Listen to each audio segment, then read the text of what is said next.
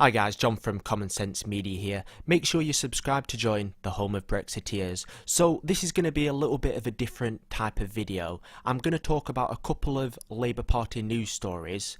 The Alastair Campbell being kicked out of the Labour Party story, and then the anti-Semitism story. So for a more normal video, check back a little bit later and I'll get one up. But first of all, the not so serious story. Alastair Campbell has been kicked out of the Labour Party for voting for the Lib Dems, and I just find this hilarious. I mean, I don't know if you guys had the pleasure of checking in with the BBC on the EU election night, but Alastair Campbell was on there, and wow, that man is truly the Remain side's weapon of mass delusion. The lies and the spin he peddles is extraordinary, and now he's been booted from the Labour Party, and normally I wouldn't care, but after having to sit and watch him spout his nonsense, seeing him get his comeuppance is brilliant. Although I'm sure it won't be too bad for him. The BBC are probably lining up to hire him. You know, they don't seem to get enough of him. But I might shock you guys a little bit. I'm going to do a little bit of a defence of Alastair Campbell, using some special Alastair maths, and no one else is going to cover it like this. If you think about it, if you add up all the parties that have not expelled him, then he is the winner. More parties want him than have expelled him. But actually, this may make more sense. Think about it. If he was only fired by one person, and if you add up all the people in the Labour Party that didn't fire him, what you'll find is that he isn't fired. And it's a great day for Alastair Campbell being in the Labour Party. Diana's just looking on right now, clapping, but still very confused. She kind of believes the maths. But Alastair Campbell's now put up this tweet trying to defend and say that he should have never been kicked out of the Labour Party. You know, that loads of people vote for other parties. And in fact, this video here totally disproves that. Yeah. He didn't say. Listen, he voted Labour. Look, did he? I'm not sure he did. Well, how do you know he did? I'd be surprised given his recent interviews. Of course, I believe him when he tells me he did. So has he told you? He's told you he voted Labour. He definitely voted Labour. Did he agonise over it? I don't think so. No, I think he'd. And also, if you remember the Labour Party, you know, I think it's. Are you allowed to vote for another party? No, which is why I'm trying to find out if he did or not. Okay. Yep, exactly. He knew exactly what he was doing. But I know that wasn't the most serious news story, so let's move on to the anti-Semitism in the Labour Party story, which is a little bit more serious. So look at this story for irony. The Equality and Human Rights Commission has now decided to launch a full statutory investigation into the Labour Party, as it cannot be trusted to handle the problem of anti-Semitism itself. So the party that set up the commission is now being investigated by it.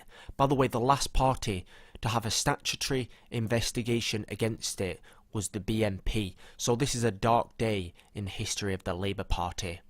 We often laugh at the Tory party, and they deserve it, but let's not forget the so-called opposition.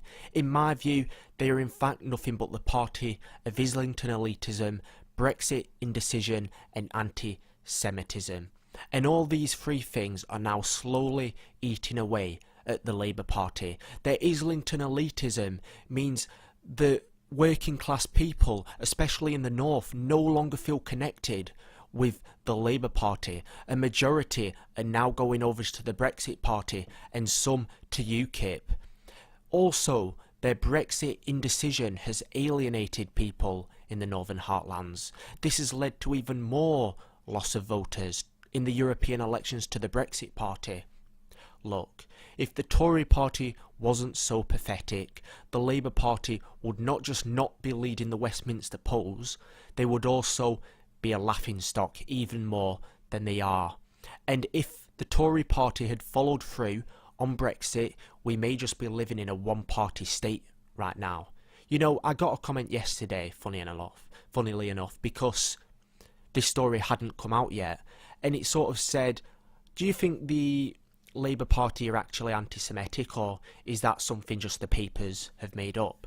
And the answer is, of course, Yes, I'm not going to go into details because I'm sure you all know them, but yes, of course, they are not just connecting, it's not just something that's been made up by the newspapers, it's true. And the Labour Party, as always, will respond with the 3 Ds of anti-Semitism in the Labour Party: distraction, deflection and denial. But in this story, I want to highlight something no one else is talking about. Isn't it strange the Electoral Commission announces an investigation into the Brexit Party 2 days before an election for financial reasons, and yet the Equality and Human Rights Commission waits 5 days after the same election to announce an investigation into anti-Semitism within the Labour Party? One decision was made in the hope of damaging the electoral chances of a political party, the other to prevent damaging the electoral chances of a political party. Who still says the Electoral Commission isn't politically biased apart from Remainers? Oh, and by the way, do you know when I said the 3 Ds of anti-Semitism in the Labour Party to do with anti-Semitism? Well, look at their response.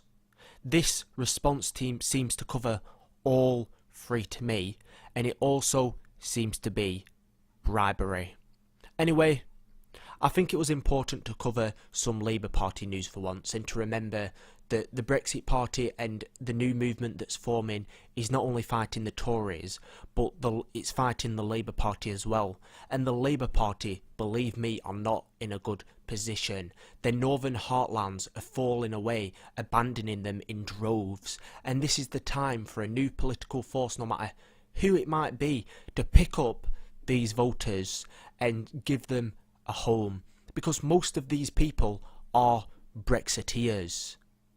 And that's the truth. And the Labour Party is collapsing. This is the fall of the Tory party and also the fall of the Labour Party. So I wanted to cover that, a little bit of a different video. I'll probably have a video up a little bit later with some more normal content and less laughing at the Labour Party. I want to thank you guys for watching, and I'll see you in the next video.